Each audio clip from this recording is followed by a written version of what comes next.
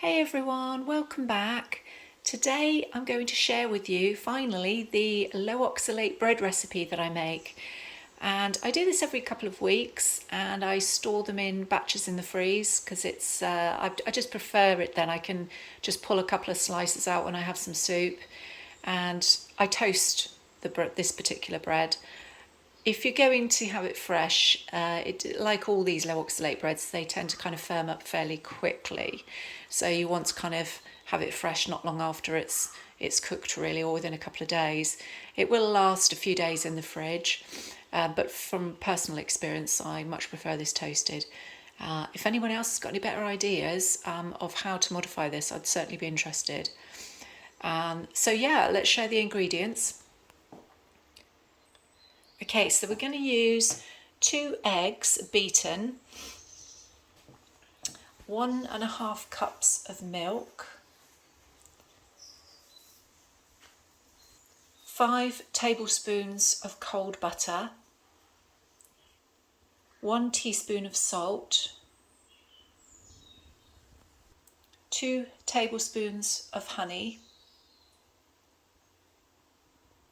Now these particular ones, xanthum gum, this one is gluten-free, so this is a gluten-free bread that I'm actually making, but that's your choice if you obviously want to do that. Xanthum gum is just a teaspoon, and that's going to just help to bulk it together, to hold everything together. Without this it's a bit more crumbly, so we do want to try and bring it together a little bit. Baking powder, again gluten-free. We're going to use 2 tablespoons of that. Potato starch, again gluten-free. We're going to use 1/2 cup. And the main ingredient is white rice flour, and that's also gluten-free. And these ingredients are all particularly low in oxalate, so this is a very low oxalate recipe. The white rice flour, as I've mentioned before in one of my previous recipes, is one of the go-to flours really if you're on a low oxalate diet. And we're going to use 2 cups of that. Okay, so that's all of your ingredients. So what I recommend first is to pop the oven on to preheat to 180 degrees Celsius, and we're going to actually cook the bread for about 45 minutes. Right, so what we'll do next is we will go straight to the next stage of the preparation.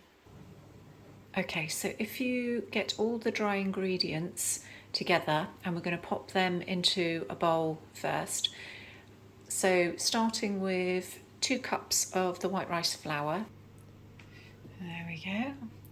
And next we're going to put in 1/2 cup of the potato starch.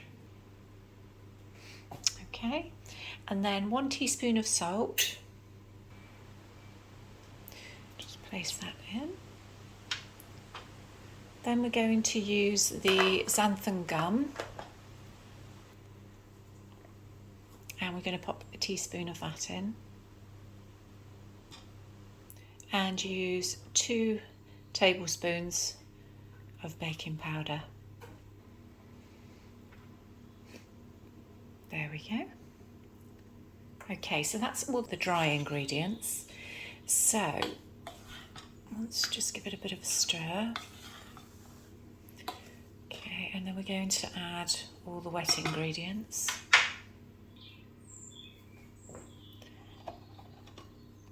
So we're just going to pop in the 2 beaten eggs.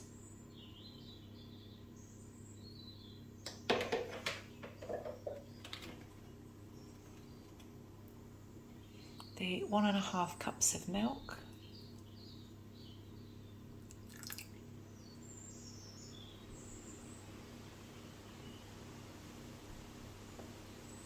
Then we're going to pop in 5 tablespoons of butter. There we go. Just roughly 5 tablespoons. I know it's a bit harder with the measuring of tablespoons with cold butter, but just roughly. I tend to just sort of slice it in sections. Okay, now we're going to pop in 2 tablespoons of honey.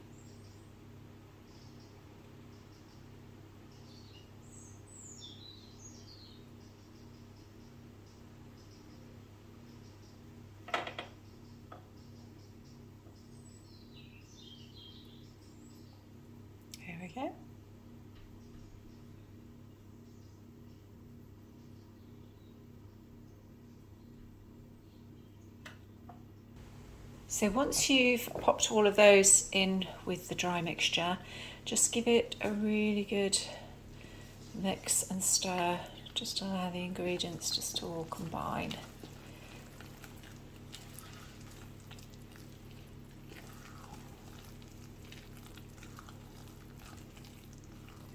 I mean, what you're aiming for is just like a sticky dough mixture.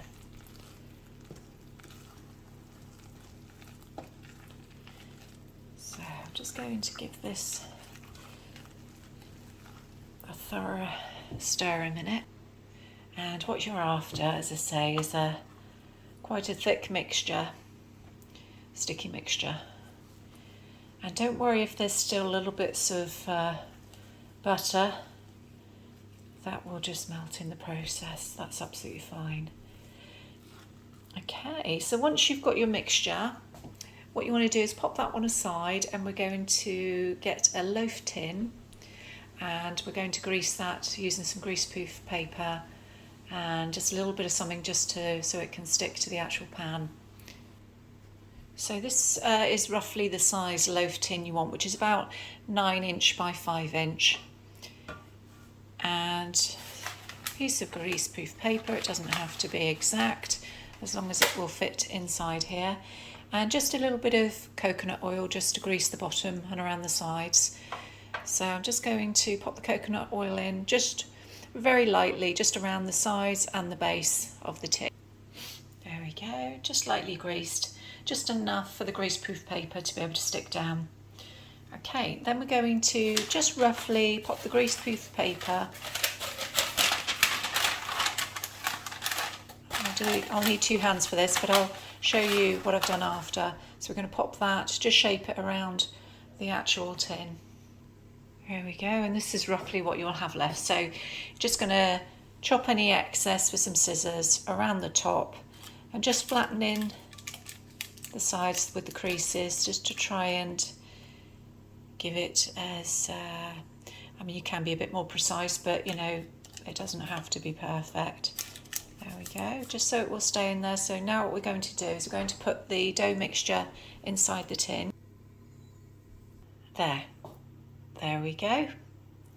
So once you've got the mixture in the tin, we're going to pop it in the oven for 45 minutes to cook. As I said earlier, 180 degrees Celsius in a fan oven. And we will check it once it's cooked, and I'll show you the finished result. And for anyone that would like the ingredients and method to this recipe, it will be in the description box below. Okay, so after 45 minutes, you can pull the bread out and it should look something like this. And it looks well done. I've just checked to make sure it is cooked all the way through with a skewer, and it looks fine. So what we'll do is we'll give this a good hour just to cool down, and then we can slice it up. Once the bread has cooled sufficiently enough, you just want to take it out of the loaf tin, and if you've used a non-stick greaseproof paper, then it should just come away easily like that. Okay, so we're just going to slice a couple of slices just to show you the texture, and there we go. So as you can see, it's got a lovely spongy kind of bread sort of stroke cake feel to it. Yeah, and it's a really nice bread. I absolutely love this. This is one of my favourites. I probably will do another one at some stage because I'm always trying new recipes and tweaking them. But certainly for the moment, this is definitely my go-to bread recipe. So I hope you enjoyed this, everyone. Like I said, you can just slice it into twos if it's easier. Just pop them in a bit of foil, pop them in the freeze, and then when you pull them out, I usually just toast them, or you can just store it in the fridge for a few days and just eat as is. It really is lovely. I prefer it with a little bit of honey on, a bit of butter and honey, or jam, low oxalate jam. But yeah, enjoy guys. I hope you like this, and please like, share, subscribe, and again, let me know if you've got a better version. All right, take care.